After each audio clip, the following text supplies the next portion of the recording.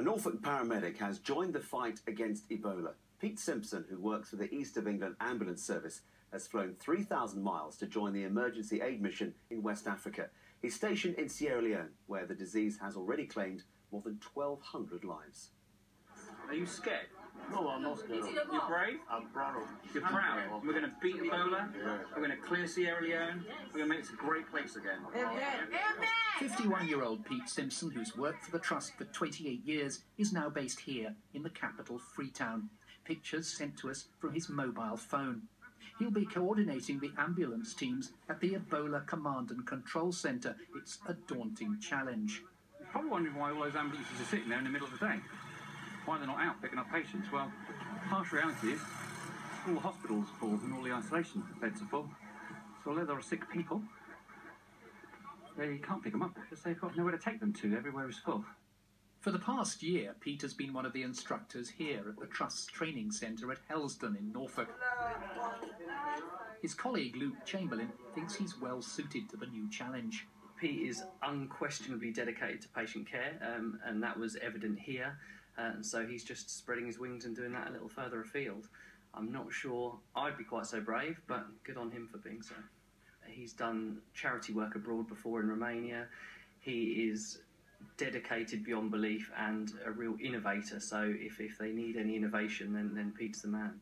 It's very frightening, the way that it's developing over there. But clearly, they need more resources, they need more health professionals to be able to manage it and keep it under control. And obviously, somebody's got to go out there, and whilst I remain very concerned and very anxious, I know that he will follow all of the procedures and guidelines to keep himself as safe as possible. And I admire him, and I'm very proud of him and all the other workers that he's working alongside with as well. The Royal Fleet Auxiliary ship Argus has just arrived in Freetown with vehicles, medical supplies and a 100-bed hospital complex on board. The Ambulance Trust says it's immensely proud of what Pete Simpson is doing with his fellow Ebola warriors. Ebola warrior! Kim Riley, BBC Look East. Well, a short while ago I got the chance to talk to Pete via the internet. Before he left for Sierra Leone, he said he had a little excitement and a little bit of fear. So a week in, I asked what his overriding emotion is now.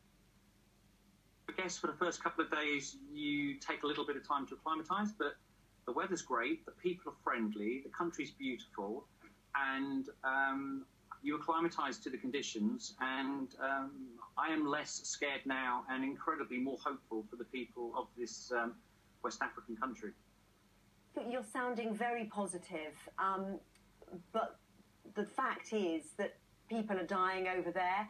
There is a very real risk that you may get sick, you may get hurt, even worse. So with that respect, if you're following the protocols and you're doing exactly what you're supposed to do, you will stay safe. It's not that I'm blasé, but you will stay safe. You follow procedures, you follow protocols, you'll stay safe. I know you're an experienced medical professional, but you're also a father and a husband. There will be other fathers and husbands watching who would not have been able to make the decision that you have to go out. The decision was not taken lightly. I'm a husband, I have a wife, Wendy, 3 beautiful children, Elliot, India and Ethan. I miss them dreadfully, and I will be home. I will keep safe. The decision was not taken lightly, but we can just hide away from this thing and hope that it doesn't come to the UK. We can be part of the solution, or we can be part of the problem. The further you walk away from the problem, the further you are away from the solution. And I would like to give something back. It is scary. I'm not saying it's not. It is a scary place to be. Being in the isolation unit last Monday, I was scared, but I was safe. And I just hope that other people will take the lead and come over here, because we desperately need doctors, we need nurses, we need money, yeah, but we need people, trained, qualified clinicians, to take that challenge and come over here and do something special. And I know you have 3 weeks left out there. We wish you all the best. Peter Simpson, thank you very much for talking to us. Okay, thank you, Amelia. Really good to talk to you, and I really hope people in England will watch this, think about it, talk to their families, and we really need your help, guys and girls. So if you can, come over and help. We'd be really appreciative. Super